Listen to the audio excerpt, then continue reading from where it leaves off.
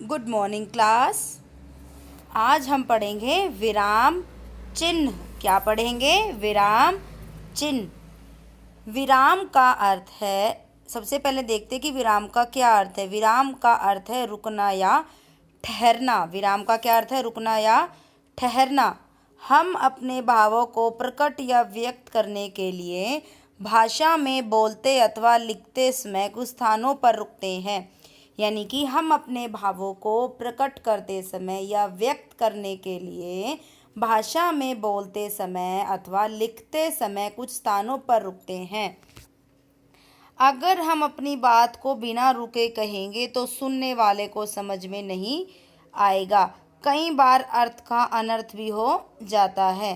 यह स्पष्ट है कि सही भाषा शुद्ध रूप से लिखने के लिए विराम चिन्हों का ज्ञान बहुत आवश्यक है। एक बार फिर बताती है मैम दोबारा से कि विराम का अर्थ है रुकना या ठहरना। हम अपने भावों को प्रकट या व्यक्त करने के लिए भाषा में बोलते अथवा लिखते समय कुछ स्थानों पर रुकते हैं। अगर हम अपनी बात को बिना रुके कहेंगे तो सुनने वाले को समझ में नहीं आएगा। यानी कि अगर हम बिना रुके अपनी बात को कहेंगे तो सुनने वाले को समझ में नहीं आएगा। कई बार अर्थ का अनर्थ भी हो जाता है। यह स्पष्ट है कि सही भाषा शुद्ध रूप से लिखने के लिए, यानी कि भाषा को शुद्ध रूप में लिखने के लिए विराम चिन्हों का ज्ञान आवश्यक है। किसी का ज्ञान आवश्यक है? विराम चिन्हों का। अब देखो विराम चिन्हों का, जब बोले जाने वाले वाक्यों को, यानी कि जो वाक्य हम बोलते हैं, जब बोले जाने वाले वाक्यों को लिखते हैं तो रुकने या ठहरने का प्रश्नादि के लिए कुछ चिन्हों का प्रयोग किया जाता है। तो ये हमारे क्या कहलाते हैं? विराम चिन्ह। क्या कहलाते हैं? विराम चिन्ह। आगे है विराम चिन्ह वाक्य का अर्थ तो स्पष्ट करता ही है। क्या बता रहा है वो? कि विराम चिन्ह वाक्य का अर्थ तो स्पष्ट करता ही है, भाषा को सुंदर तथा प्रभावशाली भी बनाते हैं। यानी कि जो विराम चिन्ह है वो वाक्य का अर्थ तो स्पष्ट करते ही हैं, साथ में वो भाषा को सुंदर तथा प्रभावशाली भी बनाते हैं। अब आगे ये देखते हैं कि विराम चिन्ह हिंदी भाषा में प्रयोग होने वाले प्रमुख विराम चिन्ह कौन कौन से हैं। यानी कि हिंदी भाषा में जो विराम चिन्ह प्रयोग किए जाते हैं वो कौन कौन से हैं। सबसे पहले हमारा पूर्ण विराम। क्या है हमारा? पूर्ण विराम। इसका चिन्ह है हमारा ये जो ये लगाते हैं ना लास्ट में, ये। आगे है इस चिन्ह का प्रयोग वाक्य के समाप्त होने पर किया जाता है। यानी कि इस चिन्ह का प्रयोग वाक्य की समाप्ति पर किया जाता है। इसे हम पूर्ण विराम कहते हैं। क्या कहते हैं हम? पूर्ण विराम। इस चिन्ह का प्रयोग सबसे ज़्यादा किया जाता है। जैसे एक वाक्य दिया हुआ है, पिताजी समाचार पत्र पढ़ रहे हैं, यानी कि तो यहाँ पे उसका वाक्य क्या हुआ? खत्म। तो वाक्य के लास्ट में क्या लगाया उन्होंने? पूर्ण विराम। आगे है अर्ध विराम। क्या है आगे? अर्ध विराम। देखो ये अर्ध विराम का चिन्ह है। पहले ऊपर डॉट, फिर उसके नीचे ऐसे छोटा सा कोमा। ये हमारा क्या है? अर्ध विराम। जहाँ पूर्ण विराम से, यानी कि जहाँ पूर्ण विराम से कुछ कम और अल्प विराम से अधिक रुकना पड़ता है वहाँ अर्ध विराम का प्रयोग किया जाता है। मैं फिर दोबारा से बताती हैं, जहाँ पूर्ण विराम से कुछ कम और अल्प विराम, अल्प विराम बताएंगी मैम आगे। अल्प विराम भी होता है, अल्प विराम का भी एक चिन्ह होता है। पहले है हमारा अर्ध विराम, तो वो अर्ध विराम के बारे में बता रहा है।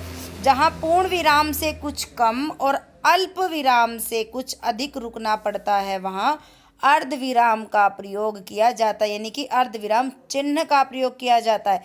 जैसे कि राम सोता रहा, ये थोड़ा बड़ा वाक्य बोलने के बाद रुका है ना, वो राम रोता रहा।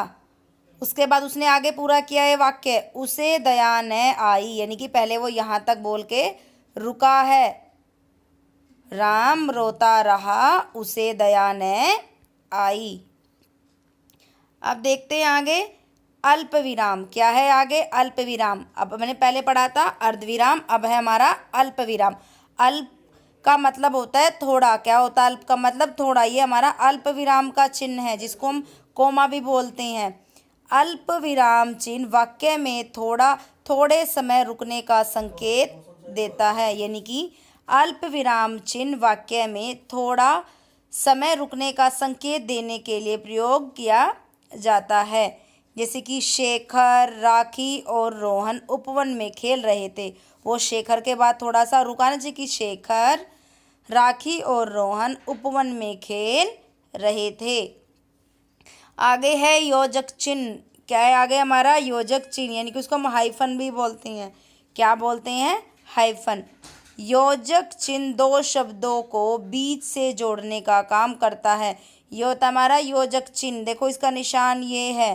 क्या होता है ये हमारा योजक चिन्ह? योजक चिन्ह दो शब्दों को बीच से जोड़ने का काम करता है। जैसे कि माता पिता, रात दिन, सुख दुख, ये सब, उन सब के बीच में क्या लगा जाता है? हमारा योजक चिन्ह। आगे है प्रश्नवाचक चिन्ह। क्या है आगे? प्रश्नवाचक चिन्ह। क्वेश्चन मार्क भी बोलते हैं जिसको हम क्या बोलते हैं? Question mark. जब कोई प्रश्न पूछा जाए तो उसके अंत में हम इस चिन्ह का प्रयोग करते हैं। दोबारा से बताती है मैम। जब कोई प्रश्न पूछा जाए तो उसके अंत में प्रश्नवाचक चिन्ह का प्रयोग करते हैं। अब उसने यहाँ पे क्वेश्चन पूछा किसी से, घर में कौन है? तो लास्ट में उसने क्या लगा दिया? प्रश्नवाचक चिन्ह। रेलगाड़ी कब छूटेगी? तो लास्ट में उसने क्या लगा दिया? हमारा प्रश्नवाचक चिन्ह। आगे है विषम्य बोधक चिन्ह। क्या है आगे? विषम्य यानी कि हैरानी, विषम्य बोधक चिन्ह। इसका निशान हमारा ये है। विषम्य बोधक चिन्ह को लिखने का निशान क्या है हमारा? ये लिखने के चिन्ह क्या है इसका? ये। आगे है आश्चर्य यानी कि हैरानी, घृणा, सुख और दुख का भाव प्रकट होते हैं। क्या बता रहा है वो? जहाँ पर आश्चर्य, घृणा, सुख और दुख का भाव प्रकट होता है वहाँ विषम्य बोधक चिन्ह का प्रयोग किया जाता है। दोबारा से बताती है मैम।